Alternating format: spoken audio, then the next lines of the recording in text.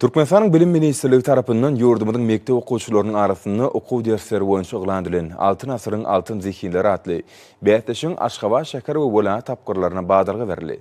Sanly bilim ulgamynyň giňden peýdalanmagy bu Bähdeşiň esasy aýratynlygynyň mirdir.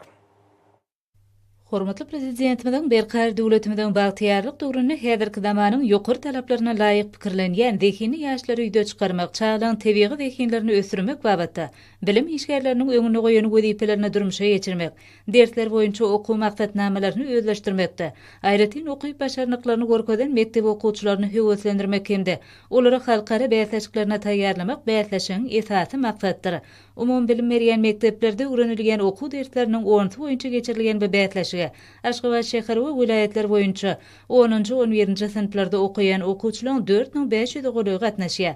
Bu bäsleşige gatnaşýan mektep okuwçylarynyň has zehinleri bäsleşiň aprel aýyna geçiriljek. Döwlet tapgyryna gatnaşmak hukuky alarlar. Sanly bilim ulgamynyň giňden peýdalanylmagy bu bäsleşiň esasy aýratynlyklarynyň biridir. Bilim Ministerligi tarapyndan geçirilýän bäsleşik okuwçylaryň ilmi gözlegleriniň netijeleriniň ýokarlanmagyna ýardam edýär. Ol hormatly Prezidentimiziň bilim ösdürmek barada öňde goýan wezipeleriniň üstünlikli çözülmegi bilen aýrylmaz baglanşyklylar. Okuwçylaryň altyn asyryň altyn zehinleri atly ders bäsleşigi aýratyn tapawutlylar.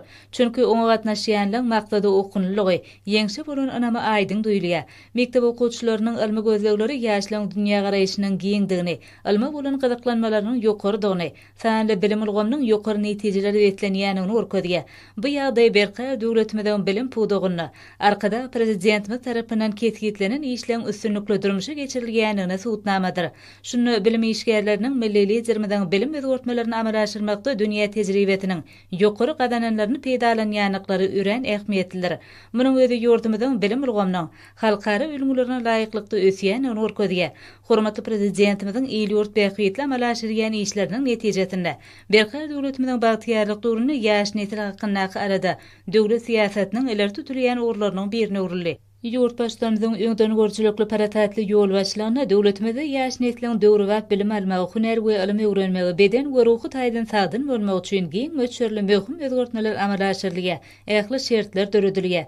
Arkada Prezidentimizden bilimiň mazmunyny kämilleşdirmek we hilini ýokarlandyrmak baradaky taýsy taýlarlaryň netijesinde döwri wagt enjamlaşdyrylan umum bilim berýän mekteplerde ýaş nesle döwrüň ösün talaplaryna laýyk derejede bilimler terbiýe berilýär. Ýurdumyzyň umum bilim berýän mektepleriniň okuwçylarynyň halkara bilim mäsleşiklerine gadanýan üstünlikleriniň ýyl saýyn artmagy, gahrman arkadagymyzyň bilim ulgamyny alyp barýan özgörtmeleriniň ajaýyp mewelerdir. Türkmenistanyň Dinaner Birleşiginiň merkezi geňeşiniň guramagyny